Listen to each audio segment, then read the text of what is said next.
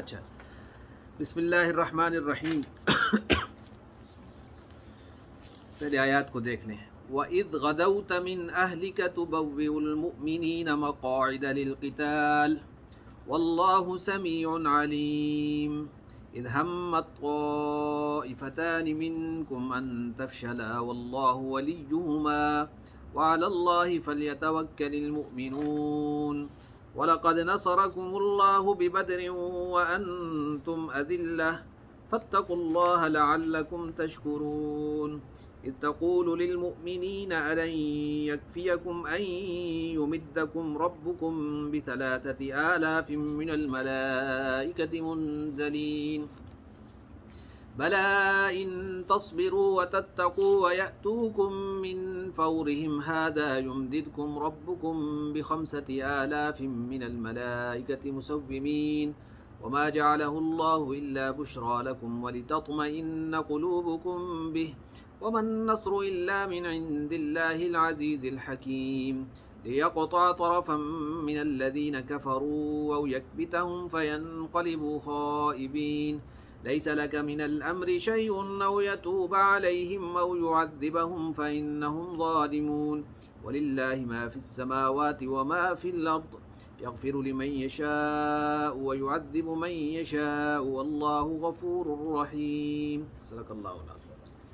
آپ نے غور فرمایا کہ یہ سورت جو شروع ہوئی تھی سورۃ آل عمران، تو اس میں اب یہاں سے 60 آیتوں میں موضوع بالکل بدل جائے گا، اور ان 60 آیتوں میں غزوہ احد پہ تبصرہ ہے، واقعات پہ کا کچھ بیان ہے، اور ان واقعات کے بیچ میں کچھ نصائح ہیں، نصیحتیں ہیں، اور جو معاملات پیش آئے آپ کچھ اس سے واقف بھی ہیں، کچھ ہم یہاں ذکر کریں گے ان کو.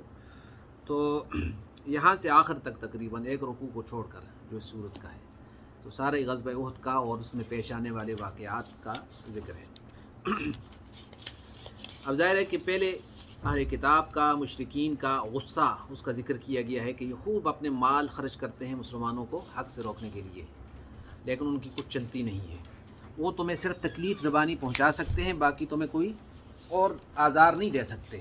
لیکن اگر تم یہ جو ابھی آخری آیت پڑھی تھی آپ نے، وَإِن تَصْبِرُوا وَتَتَّقُوا، اگر تم نے صبر اختیار کیے رکھا، وَتَتَّقُوا اور تقوی اختیار کیا، یا اپنے خوب چوکنے ہو کے تم چلتے رہے، تو لا یضرکم کیدہم شیئا، ان کا کوئی بھی قید مکر تمہارے اوپر کارگر نہیں ہو سکتا. اب اگر ان دو چیزوں میں، ان دو معاملات میں تم نے سستی دکھائی، تو پھر ان کا مکر، ان کی چال، وہ ہو سکتا ہے تمہیں تکلیف دے. اس کے بعد ارشاد ہے وَإِذْ غَدَوْتَ مِنْ أَهْلِكَ تُبَوِّئُ الْمُؤْمِنِينَ مَقَاعِدَ لِلْقِتَالِ وَاللَّهُ سَمِيعٌ عَلِيمٌ. اور یاد کرو جب چلے ہیں آپ، غدوتا کا معنی کیا ہے چلے ہیں، یعنی صبح کا وقت لیا جاتا ہے مراد، یعنی جب چلے آپ صبح کے وقت اپنے گھر سے، تبوئ بٹھا رہے ہیں، المومنین مومنین کو، مقاعدہ ٹھکانوں میں، للقتال لڑنے کے لیے، اللہ سمیع علیم اور اللہ تعالیٰ سمیع اور علیم ہے. یہ کیا معاملہ ہے؟ اب یہاں سے میں نے عرض کیا کہ اذ کا مطلب اذکر، یعنی یاد کرو وہ وقت جب اللہ کے رسول صلی اللہ علیہ وسلم اپنے گھر سے نکلے احد کے میدان کے لیے، احد کی لڑائی کے لیے، غزوہ احد کی تیاری کے لیے. تو صبح کے وقت اپنے گھر سے نکل کر مومنین کو مورچوں پر اپنی جگہ پہ چل کر بٹھا رہے تھے کہ تم یہاں بیٹھو، تم یہاں بیٹھو، یا تم یہاں بیٹھو. ظاہر غزوہ احد کا بیک گراؤنڈ کیا ہے مختصر لفظوں میں ساتھ ساتھ آتا بھی رہے گا، لیکن اس کا ایک تھوڑا سا میں اسکیچ آپ کے سامنے رکھتا ہوں دوبارہ تازگی کے لیے، کہ اصل میں بدر میں جو ہزیمت اور شکست ہوئی تھی مشرکین کو، اس کا بڑا ان کو پریشانی تھی اور تکلیف تھی، کیونکہ ان کے بڑے بڑے آدمی مارے گئے تھے، 70 آدمی، صنادید ان کے بڑے بڑے بت گر گئے تھے جن پہ ان کو بڑا ناز تھا. تو وہ جو بدلے کی آگ تھی ان کے سینے میں بھڑک رہی تھی، تو انہوں نے قسم اٹھائی ہوئی تھی کہ ہم جب تک بدلہ نہیں لیں گے، تو اپنے اوپر خود پابندیاں لگائی انہوں نے کہ جی ہم ضرور بدلہ لے کر ہی آرام سے بیٹھیں گے، اور تیاری شروع کر دی تھی. وہ مال اصل میں بدر پہ میں اس وقت بحث نہیں کروں گا کیونکہ وہ اعلان ہے، بہت لمبا ٹاپک ہے، وہ اپنی جگہ پہ آئے گا سورۃ الانفال میں، اس پہ ساری بحث وہاں ہوگی انشاءاللہ. لیکن چونکہ غزوہ احد جو ہے غزوہ بدر کی وجہ سے وقوع پذیر ہوا، تو اس کا مختصر خاکہ یہ ہے کہ جب بدر کا واقعہ ہو گیا تو بدر کا واقعہ ہونے کی وجہ کیا بنا؟ جو قافلہ آ رہا تھا مشرکین کا، تقریباً 1000 آدمیوں کا، 1000 تو نہیں تھے بھول رہا ہوں میں، لیکن سامان اس کا یہ تھا کہ سارے مکے والوں کا سامان، اس میں بڑا قیمتی سامان تھا، 50,000 دینار کا سامان، یعنی آپ یہ سمجھیں کہ بہت بڑی شپمنٹ تھی جو آ رہی تھی، اور نبی علیہ الصلوۃ والسلام نے اس کو پکڑنے کے لیے قافلے کو یہ دستہ تیار کیا تھا 313 کا، حالانکہ اب وہ جہاد کی نیت سے نکلے تھے یا قافلے کو پکڑنے کی نیت سے، یہ ایک علیحدہ بحث ہے، میں اس کو بھی نہیں چھیڑتا اس وقت، لیکن وہ قافلہ نکل گیا قصہ مختصر، اور اس کی قیادت ابو سفیان کر رہا تھا اس وقت، تو یہ مکے پہنچ گئے، اور مکے والوں کو میسج انہوں نے یہاں سے بھیجا تھا کہ جی یہاں تمہارا مال گیا، بچانا ہے تو تم پہنچو۔ اب مکے والے جو ہیں وہ تیر و تفنگ سے تیار ہو کر وہاں سے چلے اور یہاں پہنچے بدر کے قریب، تو یہ ساحلی علاقے سے، پانی نزدیک ہے نا وہاں سے، بدر میں جا کے دیکھیں آپ، تو یہ ساحلی علاقے سے مکہ کو پہنچ گئے، اور زمزام بن عمر ایک آدمی تھا، وہ مکہ پہنچا اور اس نے کھڑے ہو کر آواز دی کہ لوگوں تمہارا مال لوٹ لیا گیا ہے، تیاری پکڑو۔ تو یہاں پہ ایک خواب دیکھا تھا حضرت عاتقہ نے، جو نبی صلی اللہ علیہ وسلم کی پھوپھی ہیں، کہ 3 دن میں میں نے دیکھا ہے کہ 3 دن میں جو بڑے بڑے سردار ہیں وہ مارے جا رہے ہیں، اور ایک آدمی آ کے کھڑا ہوتا ہے پہاڑ کی چوٹی پہ، وہ ایک پتھر پھینکتا ہے اوپر سے، اور اس کے ٹکڑے جو ہے نا مکہ والوں کے ہر ایک کے گھر میں پہنچ جاتے ہیں، ایسا کوئی خواب دیکھا۔ اب خواب چونکہ تھوڑا لمبا ہے، یہ احد کے متعلق بھی خواب ہے، وہ اگلی مجلس تک اس کو میں مؤخر کرتا ہوں، بہت سی چیزیں مؤخر کر رہا ہوں، کیونکہ یہ ایک موضوع چھڑ گیا تو پھر آپ کا آدھا گھنٹہ گیا اس میں، صحیح۔ برکیف مشرکین اپنے قافلے کو بچانے کے لیے ابو سفیان کی قیادت میں، نہیں، ابو جہل اور ان لوگوں کی قیادت میں نکلے، اور ابو سفیان یہاں سے مکہ پہنچ گئے مال لے کے، اور یہ لوگ 1000 کی تعداد میں بدر کی وادی میں پہنچ گئے۔ تو آگے نبی صلی اللہ علیہ وسلم جو ہیں صحابہ کو لے کے آئے ہوئے تھے، اور ان کو بھی ابھی یقین نہیں تھا کہ جنگ ہوگی نہیں ہوگی، کہ قافلے کو پکڑنے جنگ کرنی ہے، ورنہ 2 گھوڑے 8 اونٹ اور 8 تلواروں سے مقابلے تو نہیں ہوتے، لیکن اللہ چاہتا تھا کہ اپنی قدرت کے کرشمے دکھائے، اور ہوا واقعہ جو ہوا۔ تو اس میں 70 مارے گئے، 14 صحابہ شہید ہوئے، اس میں ان کے نام آپ دیکھتے ہیں وہاں پہ آج بھی لکھے ہوئے تختی پہ۔ تو اگلے سال میں، یعنی شوال سن 3 ہجری بدھ کے دن، 12 شوال سن 3 ہجری بدھ کے دن، مشرکین کا قافلہ جو ہے اور لشکر جو ہے، قافلہ نہ کہیں لشکر جو ہے، بدر کے مقتولوں کا بدلہ لینے کے لیے ابو سفیان کی قیادت میں 3000 کا لشکر وہ مدینے پہ چڑھائی کرنے کے لیے نکلا ہے۔ حضرت عباس جو نبی صلی اللہ علیہ وسلم کے چچا ہیں، وہ ابھی تک مسلمان تو نہیں ہوئے تھے، لیکن اسلام انہوں نے چھپایا ہوا تھا، اور مکہ میں تھے تو انہوں نے میسج بھیج دیا تھا نبی اسلام کو کہ کفار آ رہے ہیں۔ تو آپ صلی اللہ علیہ وسلم نے جمعہ کی نماز پڑھا کر صحابہ سے مشورہ کیا کہ کیا ہونا چاہیے، بتاؤ، مشرکین آ رہے ہیں۔ تو انہوں نے کہا کہ جی رائے جیسے رائے دیتے ہیں، کیا ہونا چاہیے؟ تو نبی صلی اللہ علیہ وسلم کی اپنی ذاتی رائے یہ تھی کہ مدینہ کے اندر محصور ہو کر مقابلہ کیا جائے، یعنی باہر نکل کر اقدام نہ کیا جائے، بلکہ مدینہ کے اندر ہی رہ کر دفاعی پوزیشن پر رہ کر مشرکین کا مقابلہ کیا جائے۔ اور قدرتی طور پر جو خزرج کا منافق سردار تھا عبداللہ بن ابی، اس کی رائے بھی یہی تھی کہ مدینہ کے اندر ہی رہ کر اور مقابلہ کیا جائے۔ تو کچھ وہ صحابہ جو بدر میں شریک نہیں ہو سکے تھے، نوجوان صحابہ، وہ لوگ جو بدر سے رہ گئے تھے، ان کی رائے یہ بنی کہ نہیں، ہم باہر نکل کر مقابلہ کریں گے، ہم مدینے کے اندر ان کو گھسنے ہی نہیں دیں گے۔ تو نبی صلی اللہ علیہ وسلم گفت و شنید ہوئی، نبی صلی اللہ علیہ وسلم نے اپنا جو رائے تھی وہ ڈرا کر لی کہ ٹھیک ہے، اگر تم باہر نکل کر مقابلہ کرنا چاہتے ہو تو صحیح ہے۔ تو آپ صلی اللہ علیہ وسلم گھر کے اندر تشریف لے گئے تاکہ تیاری کریں۔ اس دن آپ نے 2 زریں پہنی احد کے دن، اور جب باہر نکلے تو جو صحابہ تھے انہوں نے آپس میں مشورہ کیا کہ بھائی ہم نے اپنی رائے نبی اسلام کی رائے کے اوپر حاوی کرنے کی کوشش کی ہے، تو یہ تو بات ٹھیک نہیں ہے۔ ایسا کرتے ہیں کہ نبی اسلام آ جائیں تو ہم ان سے یہ عرض کریں گے کہ جیسے آپ کی مرضی ہے، مدینہ میں ہی رہ کر مقابلہ کرتے ہیں، باہر نہیں نکلتے۔ تو انہوں نے اپنی رائے پیش کی، تو آپ صلی اللہ علیہ وسلم نے فرمایا کہ جب نبی ایک چیز کا عزم کر لیتا ہے اور زرہ پہن لیتا ہے، سامان جنگ تیار کر لیتا ہے، تو پھر وہ پیچھے نہیں ہٹتا. اب توکل علی اللہ، آگے ہی بڑھنا پڑے گا. یہ پھر یعنی ایک قسم کی پہلی بات ہوئی جو گویا کہ رسول اللہ صلی اللہ علیہ وسلم کی رائے کے مقابل آئی. تو عبداللہ بن ابی کو بھی یہ لگا کہ میری رائے بھی یعنی ماری گئی اس رائے میں. وہ قدرتی ایک ہو گئی تھی رائے، تو اس کے دل میں پہلے سے بھی خلش تھی اور تھا بھی منافق تھا وہ. تو بہرکیف اگلی صبح آپ صلی اللہ علیہ وسلم صحابہ کو لے کر نکلے. تو تھوڑا باہر نکلے مدینے سے تو بہت سے لوگوں کو واپس کیا آپ نے بچپن کی وجہ سے. عبداللہ بن عمر بن عاص، عمر کیونکہ عبداللہ بن عمر کا لکھا ہوا ہے، وہ تو بدر میں بھی حاضر تھے. اس کے علاوہ اور صحابہ کے نام لکھے ہوئے 13-14 آدمی. ایک دو کو اجازت دی آپ نے، سمورہ بن جندب رضی اللہ عنہ، یہ بھی چھوٹی عمر کے 15 سال تھی ان کی عمر، ان کو اجازت دی کہ آپ چلیں. تو جس وقت تھوڑا سا فاصلہ طے کر کے شیخین کے مقام ایک جگہ ہے وہاں تک پہنچے، تو عبداللہ بن ابی نے کہا کہ نہیں جی، یہ مسلمانوں کی جماعت 1000 تھی جس میں 3 قسم کے لوگ تھے. ایک مہاجرین جو مکہ سے آئے ہوئے تھے، ایک انصار، اور انصار کے دونوں قبیلے اوس اور خزرج.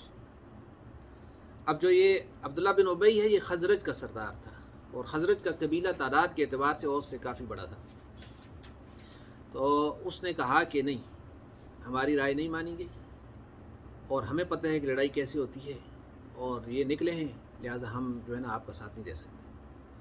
اپنے 300 سواروں کے ساتھ ہی وہیں سے درمیان سے واپس ہو گیا. اور حضرت عبداللہ ایک صحابی ہیں، عبداللہ بن جبیر، انہوں نے بڑی لان تان بھی کی اس کو، اور اس کو بہت کہا سنا. اس نے کہا نہیں جی، ہماری نہیں سنی تو ہم ساتھ ہو کر لڑائی نہیں کریں گے، واپس ہو گئے. اب آپ دیکھیں کہ 1000 میں سے 300 کا ٹوٹنا بہت بڑی بات ہے. 700 رہ گئے، یعنی آپ یہ سمجھیں کہ 1/3 جو ہے لشکر کا چلا گیا. تو قدرتی اس سے بھی تھوڑا پریشانی ایک ظاہری تو نظر آتی ہے. قرآن مجید نے ان کے واپس ہونے پر کوئی تبصرہ نہیں کیا شروع میں، یعنی اس کو اہمیت نہیں دی. اس کے بالمقابل اگلی آیت میں آپ دیکھتے ہیں کہ 2 اور قبیلے کے اندر جو ہوتے ہیں، آپ یہ کہیں کہ فیملیاں، جیسے ایک بڑا قبیلہ اس میں فیملی ہوتی ہے نا، یہ داؤد خیل ہے، یہ فلاں خیل ہے، یہ فلاں خیل ہے، ہر جگہ پہ ہوتا ہے. تو ان میں بنو حارثہ ایک جو تھا بنو حارثہ، اور دوسرے کا نام میرے ذہن میں شاید یہاں لکھا ہو کسی جگہ پہ. تو یہ جو تھے 2 خاندان، وہ بھی تھوڑا انہوں نے ہمت جو ہے نا کمزور کی اپنی، اور کم ہمتی دکھائی. اچھا، بنو حارثہ خزرج کا قبیلہ تھا بنی سلمہ، اور اوس کا قبیلہ بنی حارثہ، یہ جو 2 تھے.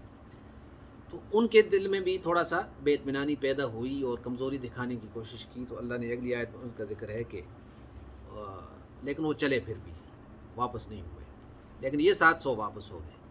پھر آپ صلی اللہ علیہ وسلم نے احد میں پہنچ کر صحابہ اکرام کو چل کر جگہ دکھائی کہ یہاں تم بیٹھو. 50 آدمیوں کا دستہ جو ہے آپ دیکھ کے ہیں، جبل الرباط جس پہ آج بھی لوگ جاتے ہیں، دیکھی ہوئی نا، پہاڑ کے بالکل درمیان میں نشیب ہے، ادھر احد ہے اور ادھر جبل الرمات ہے. مسلمانوں سے پہلے کفار آ کر جبل احد کے قریب جو ہے نا انہوں نے ڈیرا ڈال دیا تھا. اور نبی صلی اللہ علیہ وسلم کی پلاننگ یہ تھی کہ وہ پہاڑ کو اپنی پشت کے پیچھے رکھے، جبل احد کو، اور مدینے کو سامنے رکھے. ٹھیک ہے، شمال میں ہے مدینے کے لیے. تو اب راستہ انہوں نے بند کیا ہوا تھا کافروں نے. تو نبی صلی اللہ علیہ وسلم نے فوجیوں کے ذریعے ایسا راستہ ڈھونڈا کہ پیچھے سے پہاڑ پہ چڑھ کے پہاڑ کے دامن میں اتر جائے. تو آپ صلی اللہ علیہ وسلم صحابہ کو لے کر جنگ احد کے اس پہاڑ کے دامن میں، یعنی اس کو اپنی بیک پہ رکھا سیفٹی کے لیے، اور وہاں پہ آ کر ڈیرے ڈال دیے. اور مشرکین کا لشکر سامنے تھا، اور اس سے آگے مدینہ تھا. اور یہ جبل الرمات جو ہے یہ ایک پٹی سی تھی اس وقت. ظاہر ہے کہ اب اس کا نقشہ ہم 1400 سال پہلے جو تھا وہ اس کو سمجھ تو نہیں سکتے، لیکن کتابوں میں نقشے لکھے ہوئے ہیں، وہاں پہ آپ دیکھ سکتے ہیں کہ اس درہ تھا، یہ بھی اونچی جگہ تھی. آپ صلی اللہ علیہ وسلم نے فرمایا تھا کہ نیچے اگر ہمیں تم دیکھو کہ جانور جو ہے نا وہ چیڑ پھاڑ رہے ہیں اور ہمارے ٹکڑے ٹکڑے بھی ہو گئے ہیں، پھر بھی تم نے اپنی جگہ نہیں چھوڑنی. تم جو 50 آدمی ان کو تیر دے کر بٹھایا تھا. اور پھر جو ہے وہ لڑائی جب شروع ہو گئی تو پہلے حضرت اس میں یہ تھا کہ چند ایک لوگ جو مشرکین کی طرف سے تھے، ان میں ابو عامر کر کے ایک آدمی تھا، ایک تو عبداللہ بن ابی تھا، وہ واپس ہو گیا تھا۔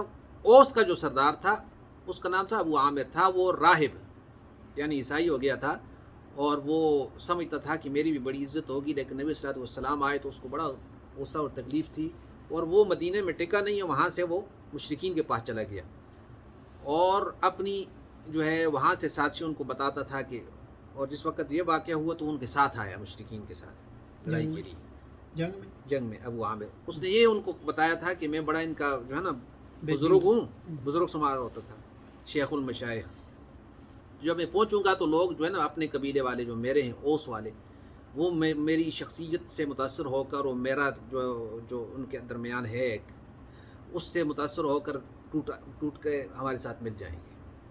لیکن جب وہاں پہنچا تو اس نے جب آ کر آواز دی تو لوگوں نے کہا کہ تو بدبخت آدمی ہے، ہم تیری کیسی مانیں کہ نبی اسلام کے مقابلے میں آگے کھڑا ہو گیا تو۔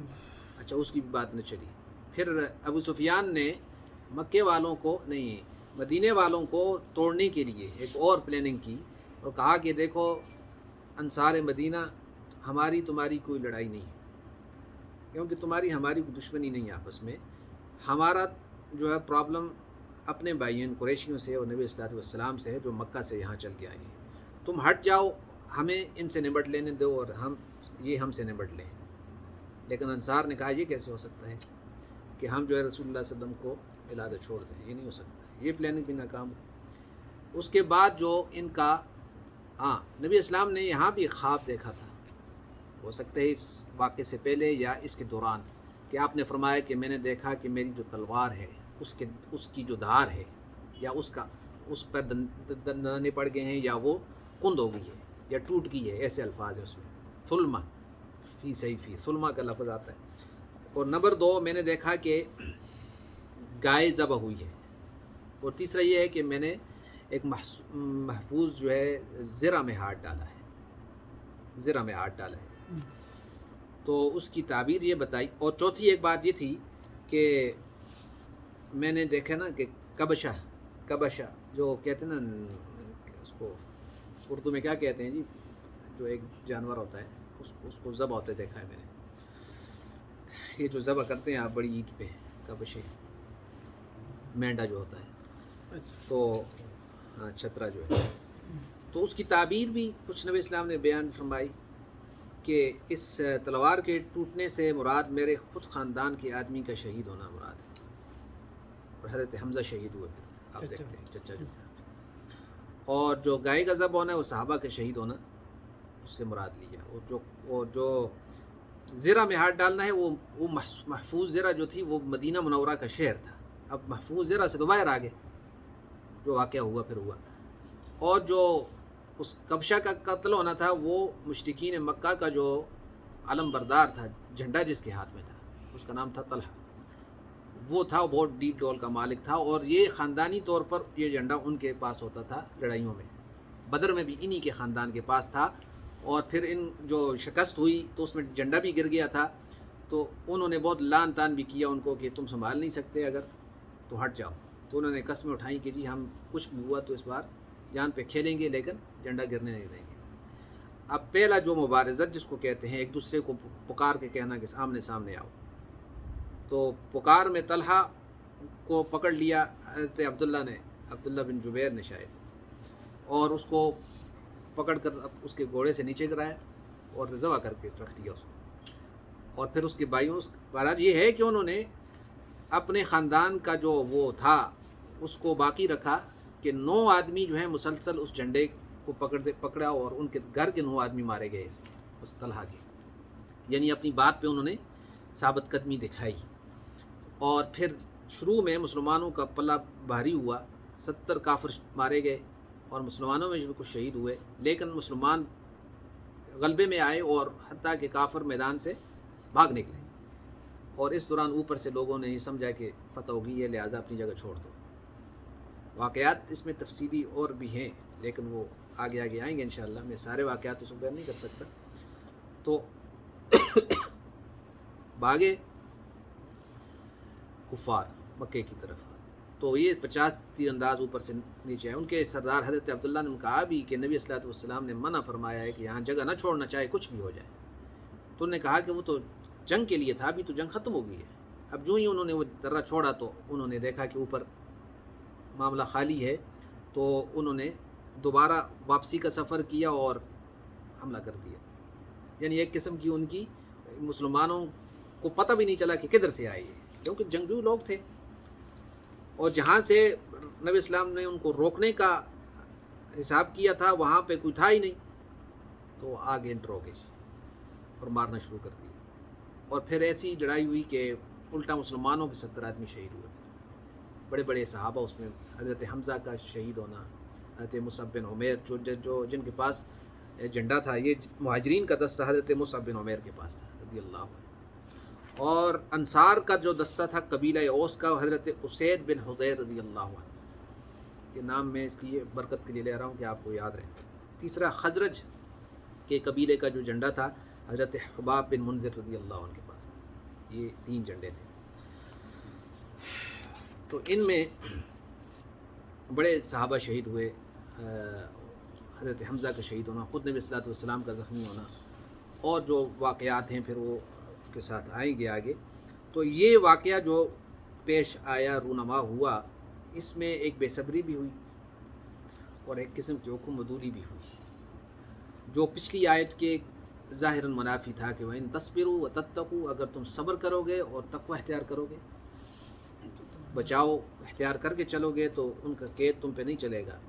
لیکن جہاں یہ کمی ہو جائے گی تو پھر پانسا پلٹ بھی سکتے ہیں. وہی کچھ ہوا. تو اب گویا یہاں پر واقعات کے ذریعے، ابھی تک تو آپ دیکھیں جیسے حالات آئے نہیں تھے کہ شکست ہو جائے تو اس صورت میں کیا ہوگا.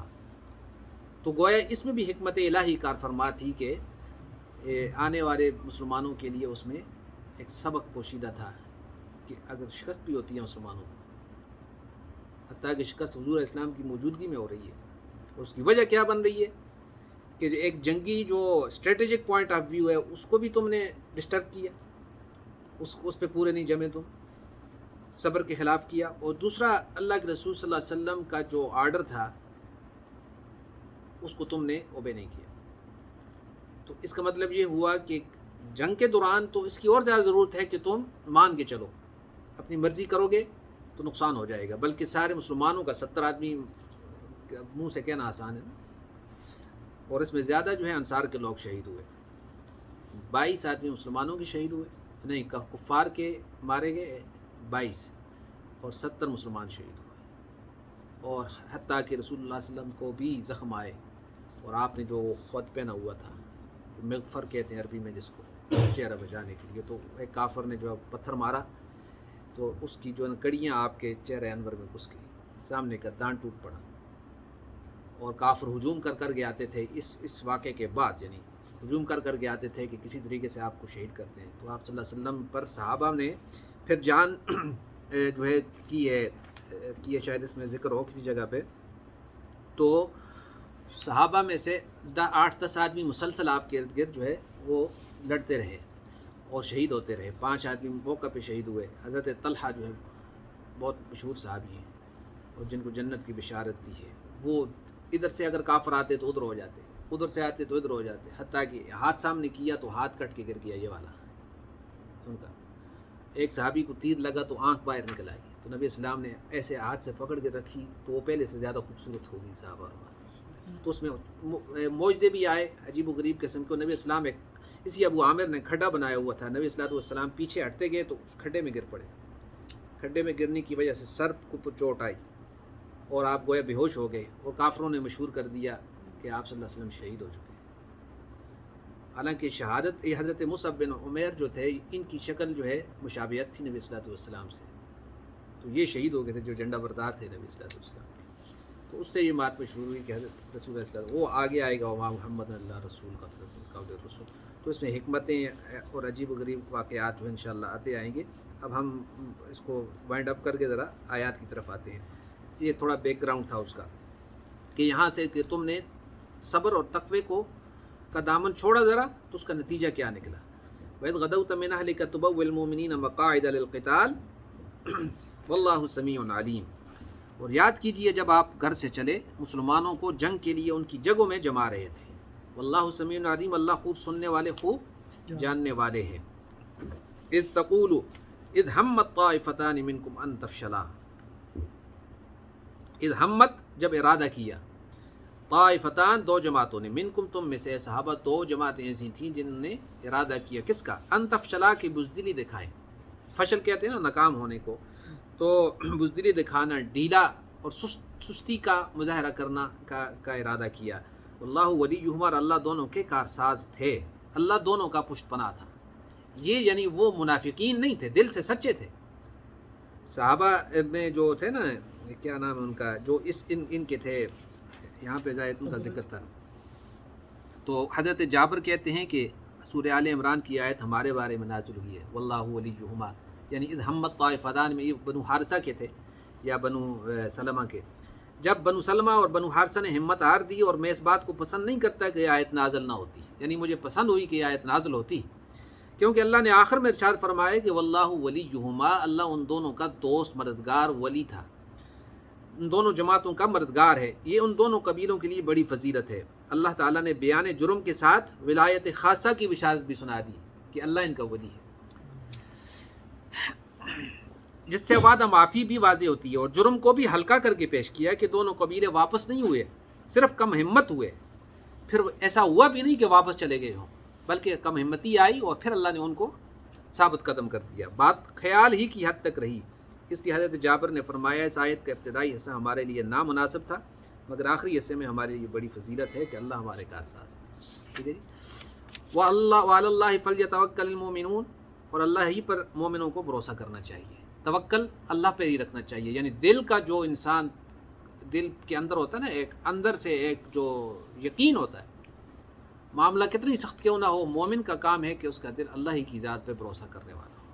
تو تمہیں جو ہے حالات ظاہر ہے کہ سخت ہے کہ 300 آدمی واپس ہو رہے ہیں اور سامنے 3000 آدمیوں کا لشکر ہے، تو اس میں کچھ لوگوں کے دلوں میں پریشانی کا آنا بعید از قیاس نہیں، لیکن متوکلین جو ہوتے ہیں، اللہ پہ توکل کرنے والے کامل، اللہ ان کی مدد کرتا ہے. اچھا آگے کیا ہے؟ وَلَقَدْ نَصَرَكُمُ اللَّهُ بِبَدْرٍ وَأَنْتُمْ أَذِلَّةٌ، اللہ فرما رہے ہیں کہ البتہ تحقیق یقیناً مدد کی اللہ نے تمہاری. کب؟ بدر میں. واقعہ تو خود کو رہا ہے، لیکن یاد دلایا جا رہا ہے بدر کو بھی، کہ وہ واقعہ بھی یاد کرو جب بدر میں اللہ نے تمہاری مدد کی. وَأَنْتُمْ أَذِلَّةٌ، اس حال میں کہ تم بے حیثیت تھے، کمزور تھے. یہاں اذلہ سے مراد ذلیل نہیں ہے، کیونکہ اردو عربی کا محاورہ جدا ہے. تو اذلہ کا مطلب تم کمزور تھے، بے دست و پا تھے، تمہارے پاس کچھ نہیں تھا. فَاتَّقُوا اللَّهَ، اللہ سے ڈرو. وَلَعَلَّكُمْ تَشْكُرُونَ، اللہ سے ڈرو تاکہ تم شکر بجا لاؤ، یعنی اس کا ڈرنا یہی ہے کہ شکر بجا لاؤ اس کا. اور پھر آگے کیا ہے؟ ظاہر ہے کہ بدر میں اللہ نے مدد کیسے کی؟ وہاں تو کچھ ہی نہیں تھا. یہاں تو تم 1000 ہو، مدینے کے قریب ہو شہر کے، وہاں 150 کلومیٹر باہر نکل آئے اور سامنے 1000 کا لشکر تھا. عجیب حیرانی پریشانی تھی. وہ تیار ہو گیا تھے کیونکہ لڑائی کی غرض سے آئے تھے. مکے سے آنے والا لشکر لڑائی کی غرض سے آیا تھا. تو یہ تو نکلے تھے کہ ہو سکتے کبھی اس کو پکڑ لیں قافلے کو اور سامان اس کا لوٹ لیں، کیونکہ وہ بھی جنگی تیاریوں کے لیے استعمال ہونے والا تھا سامان. 50,000 دینار آج کا بھی حساب کر لیں، 3.5 گرام کا سونے کا 1 دینار ہوتا ہے. 50,000 دینار ماریں ذرا پتہ چل جائے گا کہاں تک پہنچ دیا. تو اتنا بڑا پیسہ تھا اور وہ مسلمانوں کے خلاف استعمال ہونا تھا. تو اس وقت مسلمان اس لیے 2 گروہ ہو رہے تھے. اس وقت بھی کچھ سمجھتے تھے کہ صرف قافلے کو پکڑیں گے، لیکن اللہ یہ چاہتا تھا کہ حق کھل جائے، جیسے سورہ انفال میں لِيُحِقَّ الْحَقَّ وَيُبْطِلَ الْبَاطِلَ وَلَوْ كَرِهَ الْمُجْرِمُونَ. وہاں پہنچے تو حالات بدلے ہوئے دیکھے، پانی نہیں ہے، صحرا ہے، کافروں کا لشکر پہلے سے اچھی جگہ پہ بیٹھا ہوا ہے. تو مسلمان کہنے لگے تستغیثون ربکم، تم خدا کے سامنے پھر عاجزی کرنے لگے. فاستجاب لکم ربکم، پھر تمہارے رب نے تمہاری بات کو سنا. انی ممدکم بألف من الملائکۃ مردفین، کہ پے در پہ آنے والے ہم 1000 فرشتوں سے تمہاری مدد کریں گے. اب یہاں بھی فرشتوں کا ذکر ہے، اس لیے میں نے یہ آیت پڑھی. یہاں کیا ہے؟ اذ تقول للمؤمنین، یاد کرو جب کہہ رہے تھے آپ صلی اللہ علیہ وسلم مومنین سے، الن یکفیکم، کیا ہرگز کافی نہیں تمہارے لیے، ان یمدکم ربکم، کہ تمہارا پروردگار تمہاری مدد کرے، بثلاثۃ آلاف من الملائکۃ منزلین، اتارے ہوئے 3000 فرشتوں سے، منزلین. اتارے ہوئے 3000 فرشتوں سے تمہاری مدد تمہارا رب کرے، کیا یہ تمہارے لیے کافی نہیں کہ اللہ کی طرف سے 3000 کی مدد تم کو پہنچے؟ بلا، کیوں نہیں، اللہ ایسا کر سکتا ہے کہ 3000 فرشتوں کی مدد تمہارے پاس پہنچے۔ ان تصبروا، یہ دیکھیں، اگر صبر کرو گے تم، وتتقوا، اور احتیاط رکھو گے، وہی صبر اور تقوی یا صبر اور احتیاط، ویاتوکم من فورہم، اور آئیں گے وہ تم پر فی الفور، ہذا، اسی وقت، یمددکم، تو مدد کریں گے تمہاری، ربکم، تمہارے پروردگار، بخمسۃ آلاف من الملائکۃ مسومین، 5000 فرشتوں سے جو نشان لگے ہوئے ہوں گے۔ مخصوص نشان ہوتا ہے نا، جیسے ہر ایک جماعت کا ایک نشان ہوتا ہے، ایک جھنڈا ہوتا ہے، یا ایک مخصوص وردی ہوتی ہے، یعنی وہ یونیفارم میں اللہ پاک بھیجیں گے، کتنے؟ 5000 فرشتوں کو۔ وما جعلہ اللہ الا بشرا، اور نہیں بنایا اس مدد کو اللہ نے مگر خوشخبری کے طور پر، لکم، تمہارے لیے، ولتطمئن قلوبکم، تاکہ مطمئن ہو جائیں تمہارے دل، بہ، اس مدد کی وجہ سے۔ ومن نصر الا من عند اللہ، اور مدد نہیں ہے مگر صرف اللہ کی طرف سے، ہوتی ہے مدد صرف خدا کی طرف سے، العزیز، جو زبردست ہے، الحکیم، بڑی حکمت والا ہے۔ اب اس میں دیکھیں کہ بدر میں کیا ہوا تھا، بدر کی میں بات کر دی تھی، بدر میں کتنے فرشتے اترے تھے؟ 3000 یا 5000؟ سورہ انفال میں ابھی جو آیت میں نے پڑھی، وقت یاد کرو جب اپنے رب سے تم فریاد کر رہے تھے تو اللہ نے تمہاری سنی کہ میں تمہاری 1000 فرشتوں سے مدد کروں گا، بِأَلْفٍ مِّنَ الْمَلَائِكَةِ مُرْدِفِينَ، جو سلسلہ وار آئیں گے، مردفین۔ وما جعلہ اللہ الا بشرا، واللہ نے مدد اس لیے بھیجی کہ تمہارے لیے بشارت بنے اور اس سے تمہارے دلوں کو قرار آئے، اور نصرت اللہ کی طرف سے ہے جو زبردست حکمت والے ہیں۔ اس آیت میں 1000 فرشتوں کا ذکر ہے، اور یہ آیت بھی غزوہ بدر کے بارے میں ہے۔ اس لیے سوال پیدا ہوتے ہیں کہ بدر میں کتنے فرشتے آئے تھے، 1000، 3000 یا 5000؟ تو جواب یہ ہے کہ پہلے 1000 آئے، پھر 2000 آئے تو 3000 ہو گئے، پہلے 1 پھر 2 تو ٹوٹل 3000 ہو گئے، پھر 2000 آئے تو 5000 ہو گئے۔ فوج کی کمک اس طرح آتی ہے تاکہ فوج کا حوصلہ بڑھے اور دشمن پر داغ بیٹھے، کیونکہ نئی جو ہے وہ انٹری ہوتی جاتی ہے، تو نئی کمک نعرہ لگاتی ہوئی آتی ہے تو دشمن کا استنجا خطا ہو جاتا ہے۔ تو اذ تقول للمؤمنین، پھر آیت کو دیکھیں، اذ تقول للمؤمنین الن یکفیکم ان یمدکم ربکم بثلاثۃ آلاف من الملائکۃ منزلین، یاد کرو جب آپ مسلمانوں سے کہہ رہے تھے کیا تمہارے لیے یہ بات کافی نہیں کہ تمہارے پروردگار تمہاری مدد کریں آسمان سے اتارے ہوئے 3000 فرشتوں سے؟ بلا، کیوں نہیں، ان تصبروا، اگر تم میدان میں ڈٹے رہے، وتتقوا، اور محتاط رہے، ویأتوکم من فورہم ھذا، اور وہ تم پر اسی وقت فوراً ہلہ بول دیں، کون؟ کافر، یعنی ویأتوکم، آئیں تم مسلمانوں پر وہ کافر، من فورہم، فوری، ابھی اگر، ھذا، تو یمددکم ربکم بخمسۃ آلاف من الملائکۃ مسومین، تو تمہارا پروردگار 5000 وردی پوش فرشتوں سے تمہاری مدد کرے گا، آسمان سے اتارے ہوئے، یعنی بڑے درجے کے فرشتے ہیں، ملائے اعلیٰ، ورنہ جو فرشتے زمین پر موجود تھے ان سے بھی یہ کام لیا جا سکتا تھا، لیکن اللہ نے فرمایا کہ یہ اسپیشل اسکواڈ ہے جو آسمانوں کے اوپر سے تمہاری مدد کے لیے اللہ نے بھیجا ہے۔ فرشتے جب امداد کے لیے آتے ہیں تو کیا کام کرتے ہیں؟ کیا انہوں نے لڑائی کی؟ بدر میں یا احد میں لڑائی ہوئی؟ بدر میں تو اترے فرشتے، فضائے بدر پیدا کر فرشتے تیری نصرت کو، اتر سکتے ہیں گردوں سے قطار اندر قطار اب بھی، لیکن فضائے بدر کب پیدا ہو؟ فضائے بدر پیدا ہوگی تو فرشتے آئیں گے۔ لوگ فرشتے کب آئیں گے؟ فرشتے جب آتے ہیں کہ تم فضائے بدر پیدا کرو۔ فرشتے جب امداد کے لیے آتے ہیں تو کیا کام کرتے ہیں؟ جنگ میں حصہ لیتے ہیں یا پشت پناہی کرتے ہیں؟ جواب یہ ہے کہ جب بھی کسی جنگ میں نازل ہوتے ہیں تو لڑتے نہیں، لڑنا انسانوں کا کام ہے، زمین پر زمین کا قانون چلتا ہے، آخرت کا قانون آخرت میں چلتا ہے، ہر جگہ کا لا وہاں کے لیے ہوتا ہے نا، سعودیہ میں یہاں کا پاسپورٹ، یہاں کی کرنسی، یہاں کا لا پاکستان میں چلتا ہے؟ کچھ نہیں چلتا وہاں پہ، وہاں کا یہاں نہیں چلتا۔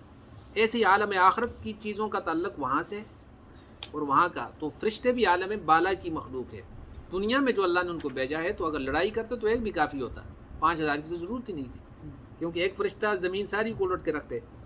تو لڑنا انسانوں کا کام ہے، فرشتے دلوں میں نیک جذبات ابارتے ہیں، ہمت بناتے ہیں، یہ فیل ہوتا ہے، یہ اس کا تعلق فیلنگ کے ساتھ ہے، دل مضبوط ہو جانا، اور انسان اقدام پہ جرت جو دل میں پیدا ہوتی ہے، ہمت پیدا ہوتی ہے جو تو اس کا مطلب یہ ہے کہ یہ روح القدس کی سپورٹ مل رہی ہے اس کو. اور پیمردگی ہونا اور دل کا ٹوٹ جانا، ہمت ہار دینا، اس کا مطلب ہے کہ خدا کی مدد اس سے ہٹ چکی ہے. اور مجاہدین کے کاموں میں کمک پہنچاتے ہیں. جیسے کسی مجاہد نے بم پھینکا، اس کا نشانہ غلط ہو سکتا تھا، فرشتہ اس بم کو صحیح جگہ گراتا ہے، یہ اس کی مدد ہو رہی ہے. اب دیکھتے ہیں نا بعض دفعہ اسکڈ میزائل جب مارتے تھے مجاہدین تو بڑے بڑے جو ہے نا جہاز اس کے رشیا کے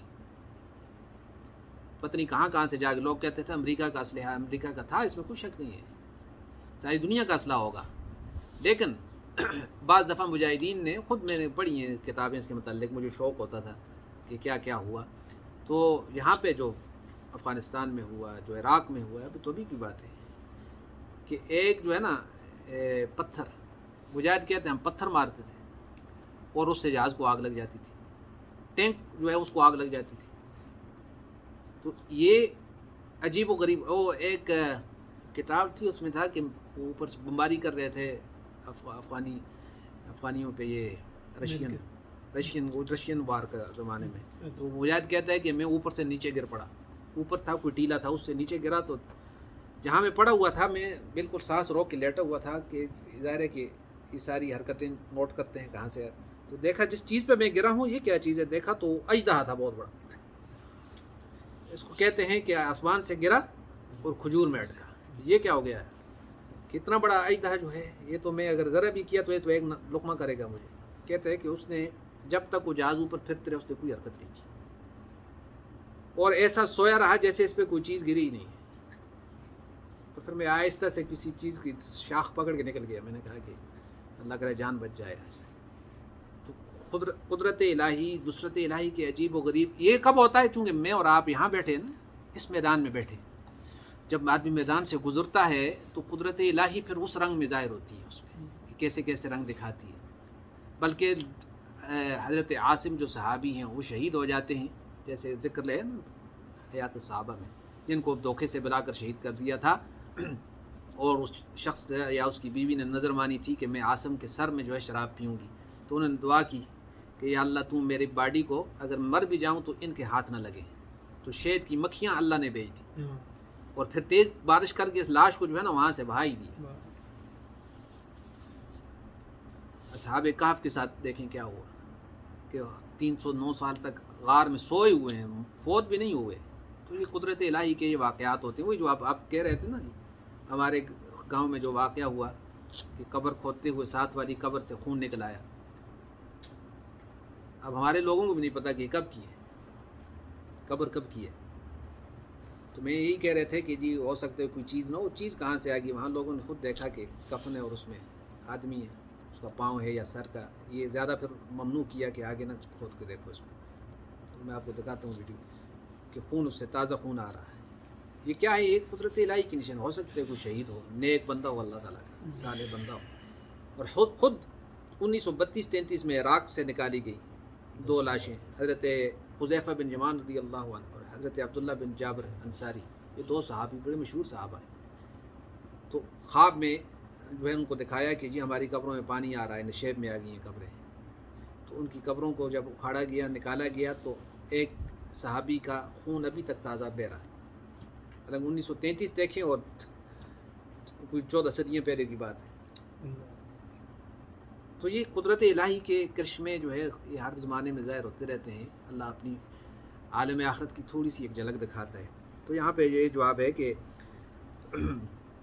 فرشتے جنگ میں اس طرح کا تعاون کرتے ہیں، یعنی چیز کو اس کی جگہ تک پہنچاتے ہیں. اور بدر کی جنگ میں فرشتوں کے لڑنے کی جو روایتیں ہیں ان کی صورت بھی یہی ہوئی تھی. صحابی نے تلوار چلائی، اس کی تلوار لگنے سے پہلے دشمن کا سر جدا ہو گیا. ایسے واقعے. ایک صحابی حضرت عباس کو جو قید کیا تھا، وہ تو اتنا لمبا قد تھا ان کا کہ گھوڑے پہ بیٹھتے تھے تو پاؤں جو ہے نا گھوڑے پہ بیٹھ کے زمین پہ لگتے تھے. کتنے قداور آدمی ہوں گے اور کتنے ڈیل ڈول والے ہوں گے. اور ان کو ایک بالکل ایک نحیف و نزار قسم کا کمزور سا صحابی تھا، اس نے ان کو باندھا تھا اور کہہ رہے تھے یہ نہیں تھا، کوئی اور تھا وہ. ہاں، تو وہ فرشتہ تھا. یعنی یہی مدد ہے نا، کمک پہنچ رہی ہے. تو اس کی تلوار لگنے سے پہلے دشمن کا ایسے روایات موجود ہیں بخاری میں، مسلم میں، کہ جی صاحب اس نے تلوار اٹھائی اور پہلی سر کرم ہو گیا اس کا. تو ایسی یعنی دل مطمئن ہو رہے تھے، دلوں میں اطمینان تھا، اور موقع بموقع ان کو کمک پہنچا رہے تھے. تو وما جعلہ اللہ الا بشرا، اور اللہ نے اس مدد کو تمہارے لیے صرف خوشخبری بنایا، اور تاکہ اس مدد کی وجہ سے تمہارے دل مطمئن ہوں. اور مدد تو زبردست حکمت والے اللہ ہی کی طرف سے ہے. بدر میں کفار کے 70 لیڈر قتل ہوئے، 70 قید ہوئے، باقی رسوا ہو کر پسپائے ہوئے. اس کی حکمت بیان کرتے ہیں اللہ نے ایسا اس لیے کیا کہ کفار کا زور ٹوٹے. لیقطع طرفا من الذین کفروا، تاکہ اللہ ان لوگوں کا ایک حصہ کاٹ دیں. او یکبتہم، ان کو موت کے گھاٹ اتار دیں. فینقلبوا خائبین، پھر وہ نامراد ہو کر پلٹ جائیں، یا ان کو رسوا کریں. یکبتہم، یا ان کو رسوا کریں.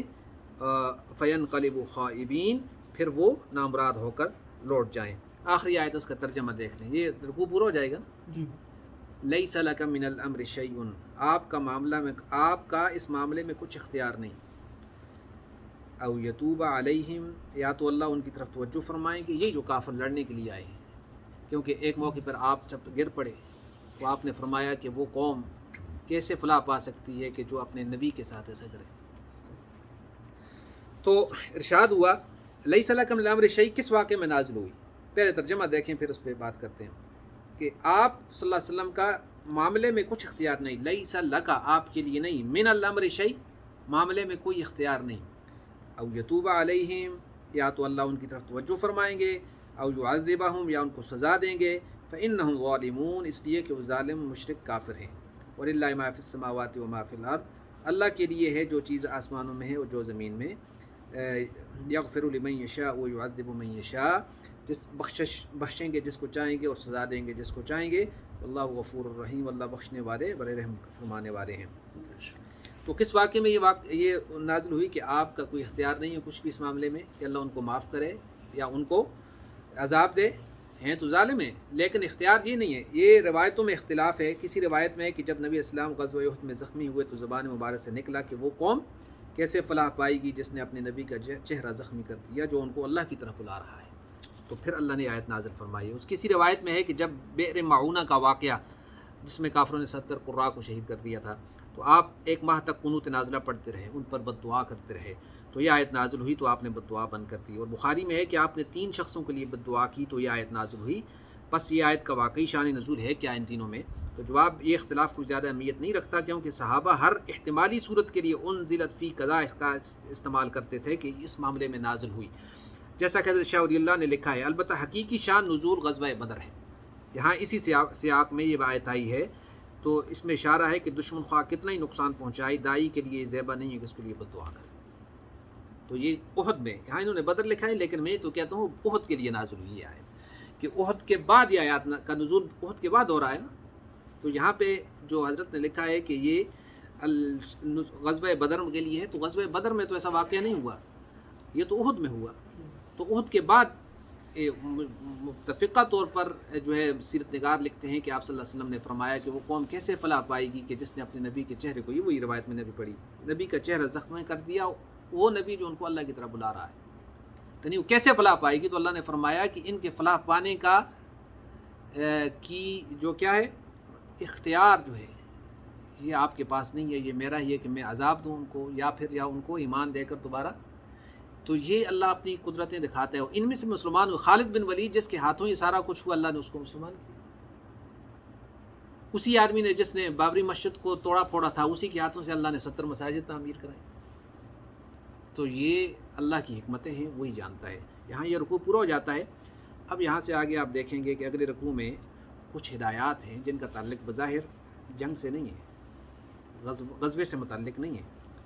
یہ کیوں ہیں اور کس سینس میں یہاں پہ آئی ہیں وہ انشاءاللہ اگلی اس میں پیش کریں گے. آج کا درس تھوڑا سا زیادہ اس لیے ہوا کہ واقعات جب چلتے ہیں تو قدرتی ٹائم زیادہ ہو جاتا ہے. اللہ تعالیٰ قبول فرمائے.